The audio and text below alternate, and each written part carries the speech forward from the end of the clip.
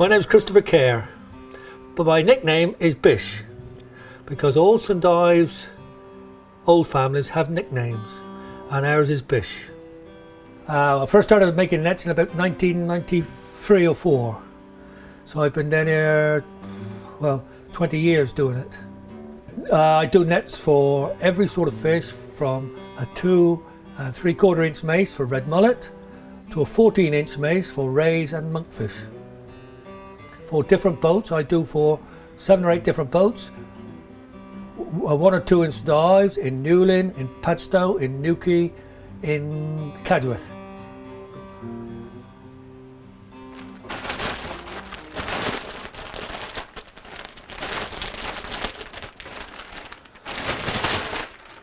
It is a net for a fish called bass, and it is 3 and 3/4 inch mace, and the maces are the holes.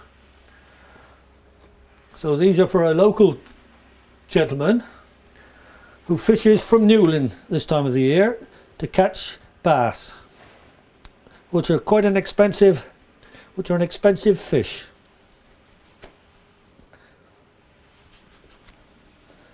Incidentally, this knife came from France. We buy our knives in Le Gilvenick. They have good colour, so if it falls in the net, I can see it. Put it over, and then I'll put it into this, we call them bongos, and I put an end, and I put a bit of rope in it called an end cord, so that we go in and out every mace, every hole, just like weaving. These nets are 30 maces deep, 30 holes deep, and they are a very fine 4/0 twine. This is very light. For bass, it's very light.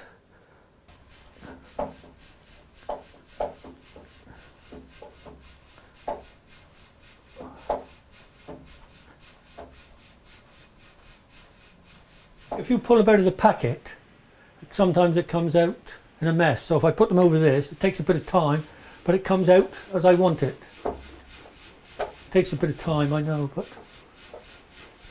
these nets are 200 yards long when they come out of the packet. When I put them on the ropes, they're 100 yards, so they're what we call half slack. So later on, I'll join the other two. I'll join the nets up to make 2. Just the end cord to the other end.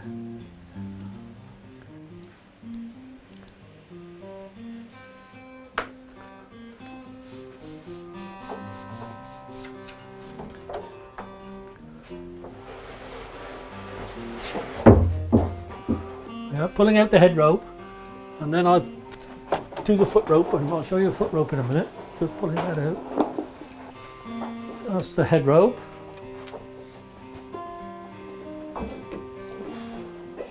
That the guide rope is to show me where my marks are, so I can see where I've got to go to when I'm setting the net. As you can see, there are bits of tape around it, and I can tell exactly where I've got to go. For every different fisheries has a different net. Now I've got to get the foot rope. This is leaded, what we call lead line, and it's heavy, so it'll go on the bottom, whereas the foot rope is light, it stays on the top, and it hangs like a curtain in the water. So the fish get maced, so we call this a gill net, because the fish are gilled, get caught by their gills.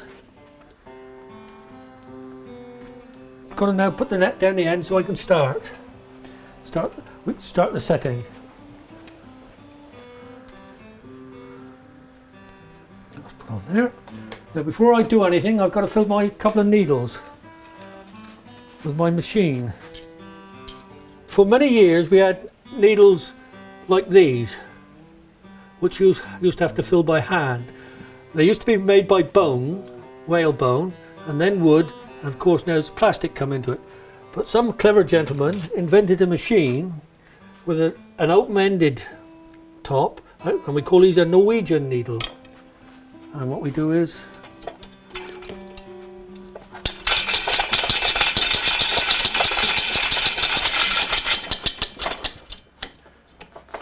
right, so now we start the net.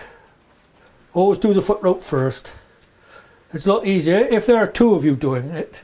One would go one side and one would go the other. But it's quicker if you're on your own to do the whole length of the foot rope first and then do the head rope.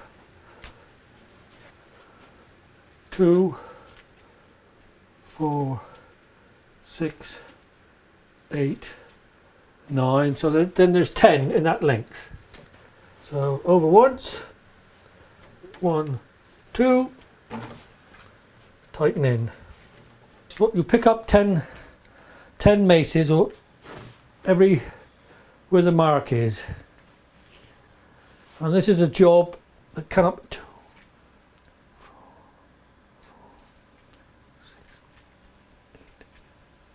be done by machine. One of the few jobs that cannot be done by machines.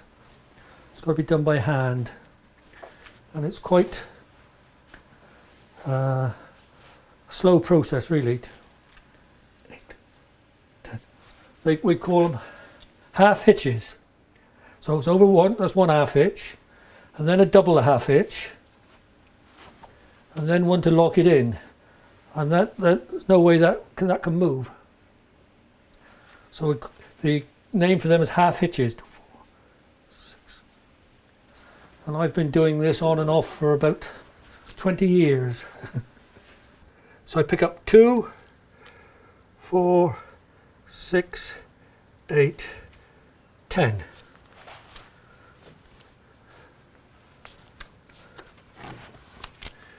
The reason it's 10 is because if you have it too tight, like that, the fish would just bounce off.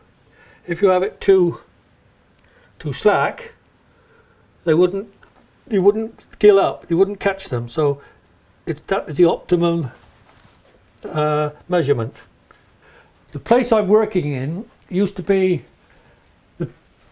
make the barrels for the pilchard industry or the sardine industry, and the barrels were made here where I am. Next door was a salt cellar, and in the big loft where all the packing was done, and the pilchard was salted in and sent to Italy from St Ives, but that finished in the early 20th century.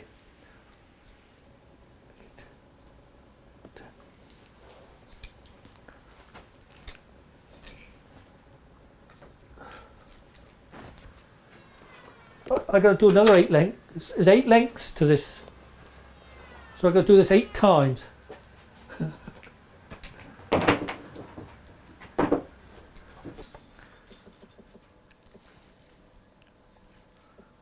Yesterday we did the foot rope. Today we're doing the head rope. The head rope is the floaty part of the net.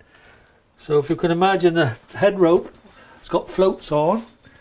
So every fathom, which is 6 feet, I put a float.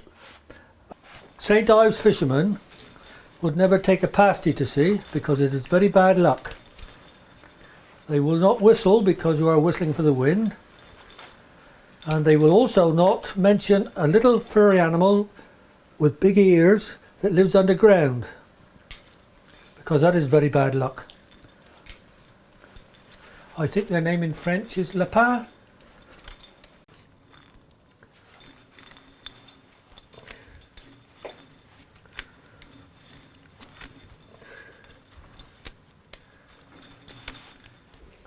This is the end cord, which I put in the beginning of the film.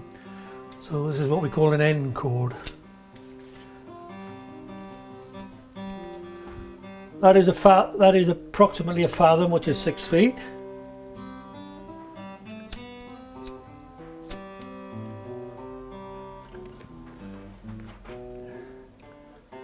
I use a candle to stop the rope from fraying on the end.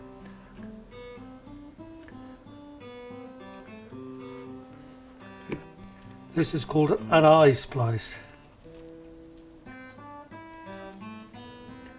Good. You see, it's quite neat. And that's an eye splice.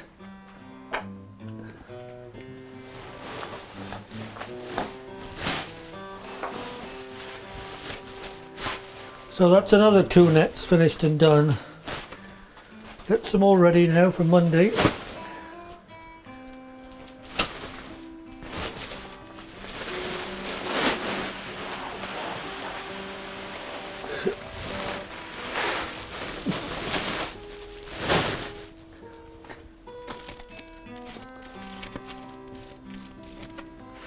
Job done.